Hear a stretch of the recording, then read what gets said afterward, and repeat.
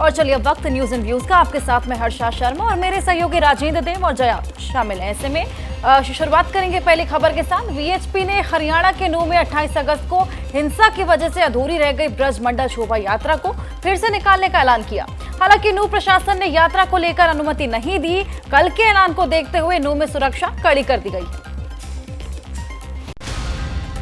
विश्व हिंदू परिषद के ऐलान के बाद प्रशासन अलर्ट मोड पर आ गया है। इलाके में धारा 144 लागू कर दी गई है। यही नहीं, 27 अगस्त की रात 12 बजे से 29 अगस्त की रात 12 बजे तक इंटरनेट सेवाएं सस्पेंड कर दी गई हैं। हिंदू संगठनों की चेतावनी को देखते हुए सभी गजेटेड अधिकारियों को अपना स्टेशन नहीं छोड़ने के आदेश दिए गए हैं। तो सेंसिटिव एरिया जहाँ लगता है, मंदिर के आसपास के एरिया, मस्जिदों के आसपास के एरिया, उन सबों में भी हमने ड्यूटी मजिस्ट्रेट और साथ ही साथ नाके लगवाए। इधर वीएचपी के joint general secretary Surendra Jain का कहना है कि मेवात के लोगों ने ही कहा है कि वो यात्रा पूरी करेंगे। यात्रा के लिए प्रशासन के सामने विकल्प रखा गया है। प्रशासन से बातचीत के लिए तैयार है। मेवात के हिंदू समाज ने ही कहा है ये यात्रा हम निकालेंगे।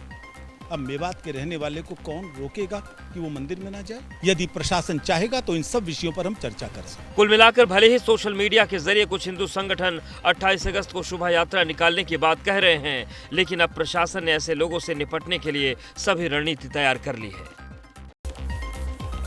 आगे बढ़ते हैं। कांग्रेस और बीजेपी में चंद्रयान 3 के लैंडिंग पॉइंट के नाम को लेकर जुबानी जंग छिड़ गई है। कांग्रेस जहां शिव शक्ति वाले बयान पर घेर रही है, वहीं बीजेपी को जवाहर पॉइंट पर आपत्ति है।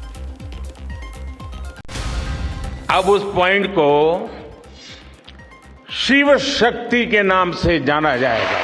इसरो सेंटर में प्रधानमंत्री नरेंद्र मोदी के दिए गए इस बयान पर अब विवाद बढ़ता जा रहा है। बीजेपी और कांग्रेस के बीच जुबानी जंग शुरू हो गई है। कांग्रेस जहां इसे श्रेय लेने की राजनीति बता रही है, तो वहीं दूसरे दल नाम को लेकर आपत्ति जता रहे हैं। प्रधानमंत्री मोदी जहां जाते हैं वहां पर क्रेडिट लेना चाहते हैं। अब्दुल कलाम जो थे, उनका नाम रखना चाहिए था। अगर नाम ही रखना था उस जगह का तो इंडिया नाम रखते हैं। विपक्षी दल हमलावर हैं तो बीजेपी भी चुन चुन कर जवाब दे रही है। कांग्रेस है वो, उनमें ये होड़ लगी होती है कि नेहरू जी का नाम रखें, इंदिरा जी का रखें, राजीव जी का रखें, सोनिया जी का रखें। दरअसल 14 नवंबर साल 2001 को कांग्रेस की सरकार में चंद्रयान 1 की लॉन्चिंग हुई थी। तब चंद्रमा की दक्षिणी ध्रुव पर क्रैश लैंडिंग हुई थी। उसी दिन देश के पहले पीएम जवाहरलाल नेहरू की जयंती थी। तब उसे जवाहर पॉइंट का नाम दिया गया। फिलहाल इसी मुद्दे पर बीजेपी और कांग्रेस के नेता एक दूसरे पर जुबानी हमला कर रहे हैं। बीजेपी इसी साल अपने दक्षिण के दुर्ग कर्नाटक को गंवा चुकी है और अब उसकी नजर तेलंगाना जीतकर दक्षिण में फिर से कमल खिलाने की है।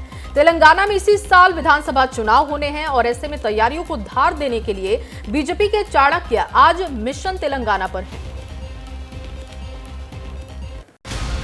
तेलंगाना वो राज्य जहां अब तक बीजेपी शून्य साबित हुई है, लेकिन अब उम्मीदें शिखर पर हैं और उम्मीदों को पंख देने के लिए बीजेपी ने मिशन तेलंगाना को रफ्तार दे दी है।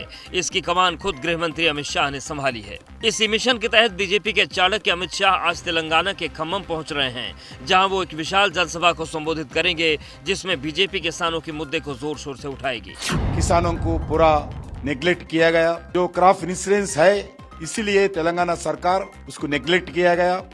तेलंगाना में क्रॉप इंश्योरेंस लागू नहीं किया। माना जा रहा है कि इस जनसभा में लाखों की संख्या में भीड़ जुटने वाली है। इसके अलावा अमित शाह विधानसभा चुनाव की तैयारियों का आकलन करेंगे, पार्टी की योजनाओं और कार्यक्रम पर चर्चा करेंगे। तेलंगाना में इतिहास बनाने के लिए बीजेपी काफी वक्त से जुटी है। यूपी में जीत का परचम लहरा चुके सुनील बंसल को तेलंगाना में प्रभारी बनाकर भेजा गया। उसके बाद केंद्रीय मंत्री जी किशन रेड्डी को राज्य में बीजेपी की कमान सौंपी गई।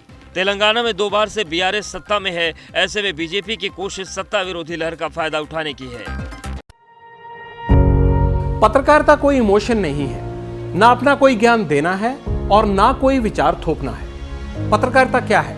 पत्रकारिता का मतलब है सही जानकारी इकट्ठा करना और तथ्य बताना। पत्रकारिता आज जितने महत्वपूर्ण दौर में है, शायद पहले नहीं थी। इस दौर से निकलने के लिए सिर्फ सच दिखाने की जरूरत है, वो सच जो आपके हित को आगे रखे। इसलिए अब रात 9 बजे प्राइम टाइम नहीं होगा, ये आपका टाइम है। जगविंदर पटियाल के साथ देखिए पब्लिक इंटरेस्ट सोमवार से शुक्रवार रात 9 बजे सिर्फ एबीपी न्यूज पर। एबीपी न्यूज आपको रखे आगे।